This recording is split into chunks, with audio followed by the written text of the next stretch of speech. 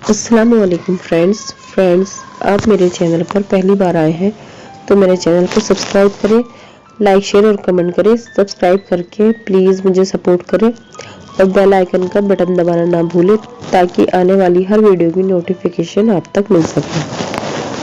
शुक्रिया। एक बार एक जंगल के निकट दो राजाओं के बीच घोर युद्ध हुआ। एक जीता, दूसरा हारा। सेनाएं अपने नगरों को लौट गई। बस सेना का एक ढोल पीछे रह गया। उस ढोल को बजा बजा कर सेना के साथ गए भाट व चारण रात को वीरता की कहानियां सुनाते थे। युद्ध के बाद एक दिन आंधी आई।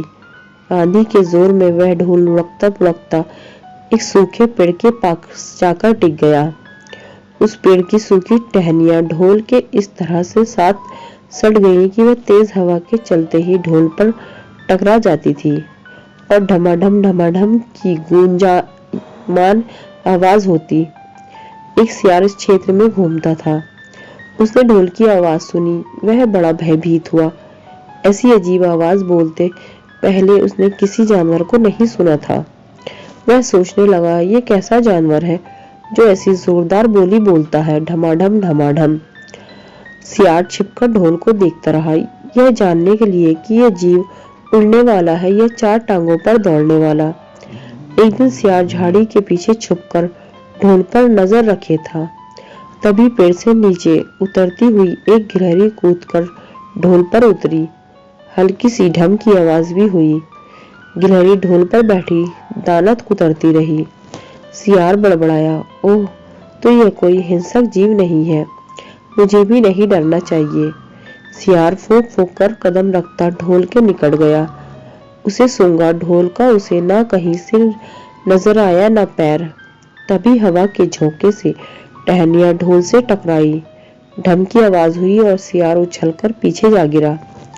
अब समझ आया कि सियार उठने की कोशिश करता हुआ बोला, यह तो बाहर का खोल है, जीव इस खोल के अंदर है। आवाज बता रही है कि कोई जीव इस खोल के भीतर रहता है। वह मोटा ताजा होना चाहिए, जिसे चर्बी से भरा हो शरीर, तभी यह ढमढम की जोरदार बोली बोलता है। अपनी मान में घुसते ही सियार बोला, ओ सियारी, दावत खाने के लिए तैयार हो जा, एक मोटे ताजे शिकार का पता लगाकर आया हूँ। सियारी पूछने लगी, तुम उसे मारकर क्यों नहीं लाए? सियार ने उसे झिड़की दी, क्योंकि मैं तेरी तरह मूर्ख नहीं हूँ। वह एक खोल के भीतर छिपा बैठा है। खोल ऐसा है, उसमें दो तरफ सूखी चमड़ी के दरवाजे हैं। मैं एक तरफ से हाथ डाल उसे पकड़ने की कोशिश करता तो वह दूसरे दरवाजे से न भाग जाता। चांद निकलने पर दोनों ढोल की ओर गए। जब वह निकट ही पहुंच रहे थे कि फिर हवा से टहनियां ढोल पर टकराई और ढमढम की आवाज निकली। सियारी सियारी के कान में बोला, सुन उसकी आवाज, जरा सोच, जिसकी आवाज ऐसी गहरी है वह खुद कितना मोटा ताजा होगा। दोनों ढोल को सीधा कर उसके दोनों ओर बैठे और लगे दांतों से ढोल के दोनों चमड़ी वाले भाग के किनारे फाड़ने। जैसे ही चमड़ियां कटने लगी, सियार बोला, होशियार रहना, एक साथ हाथ अंदर डाल शिकार को दबोचना है। दोनों ने हूं की आवाज के साथ हाथ ढोल के भीतर डाले और अंदर टटोलने लगे। अंदर कुछ नहीं था, एक दूसरे के हाथ ही पकड़ में आए। दोनों चिल्लाए, यहाँ तो कुछ नहीं है, और वे माथा पीट कर रह गए। सीख बड़ी बड़ी शेखी मारने वाले लोग भी ढोल की तरह ही अंदर से खोखले होते हैं।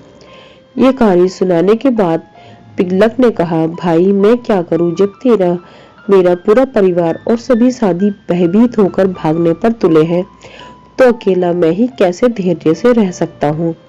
दमनक ने कहा, इसमें आपके सेवकों का क्या दोष है? जैसा मालिक करेगा वैसा ही सेवक करेगा। तो भी आप तब तक यहाँ ठहरिए जब तक मैं उस आवाज के विषय में ठीक ठाक पता न लगा लूं। पिगलक ने आश्चर्य से पूछा, क्या तुम वास्तव में वहां जाने की सोच रहे हो? दमनक ने जवाब दिया, स्वामी की आज्ञा से तो योग्य सेवक कोई भी काम कर सकता है, चाहे उसे सांप के मुंह में हाथ डालना पड़े या समुद्री ही पार करना पड़े। राजाओं को चाहिए कि ऐसे ही सेवक को सदा अपने निकट रखे। पिगलक ने कहा, अगर ऐसी बात है तो जाओ, भद्र तुम्हारा मार्ग मंगलमय हो। दमनक को उसके प्रणाम करके आवास की दिशा में चल पड़ा। पिंगलक को पछतावा होने लगा कि मैंने बेकार ही दमनक की बातों में आकर उसे अपने मन का भेद बता दिया। उसका क्या विश्वास, पहले मंत्री का पद छिन जाने के कारण वह खिन्न तो है ही, बदला लेने के लिए यह भी तो हो सकता है कि दमनक लालच में आकर शत्रु से मिल जाए और बाद में घात लगाकर मुझको ही मरवा दे। खैर, अब तो एक ही रास्ता है कि कहीं दूसरी जगह छिपकर दमनक के आने की राह देखी जाए। उधर दमनक खोजते खोजते संजीवक के पास पहुंचा तो उसकी खुशी का ठिकाना ना रहा। जिसके डर से सिंह की जान निकल रही थी, वह तो ये मामूली सा बैल है। दमनक इस स्थिति से लाभ उठाने की सोचने लगा। अब तो इस बैल से संधि या विग्रह कुछ भी करके पिंगलक को सहज ही अपने वश में किया जा सकता है। यही सोचता सोचता वह लौटकर पिंगलक के पास पहुंचा। पिंगलक उसे आते देखकर संभल कर बैठ गया। दमनक ने पिंगलक को प्रणाम किया। पिंगलक ने पूछा, तुमने उस भयंकर प्राणी को देखा क्या? दमनक ने कहा, आपकी कृपा से मैं उसे देख आया हूँ। पिंगलक को आश्चर्य हुआ, सच? पिंगलक ने अपनी झेप मिटाने के लिए, तो फिर उस बलवान जंतु ने तुम्हें छोड़ कैसे दिया? शायद उसने इसलिए तुमको छोड़ दिया होगा कि बलशाली लोग अपने समान बलवान से ही बैर या मित्र करते हैं। कहाँ वह महाबली और कहाँ तुम जैसा तुच्छ विनम्र प्राणी। दमनक ने मन का क्षोभ छिपाकर कहा, ऐसा ही सही, वह सचमुच महान है, बलशाली है, और एक मैं एकदम शूद्र दीन प्राणी हूँ। तो भी यदि आप कहे तो मैं उसे भी लाकर आपकी सेवा में लगा सकता हूँ। पिंगलक ने चकित होकर कहा, सच कहते हो, ऐसा संभव है? दमनक बोला, बुद्धि के लिए कुछ भी असंभव नहीं। तब पिंगलक ने कहा, अगर ऐसी बात है तो मैं आज ही तुमको अपना मंत्री नियुक्त करता हूँ। तुम्हें प्रजा पर दया और दंड के अधिकार देता हूँ। पद और अधिकार पाकर प्रसन्न दमनक बड़ी शान से चलता हुआ संजीवक के पास पहुंचा और गुर्राकर बोला, अरे दुष्ट बैल, इधर आ, मेरे स्वामी पिंगलक तुझे बुला रहे हैं।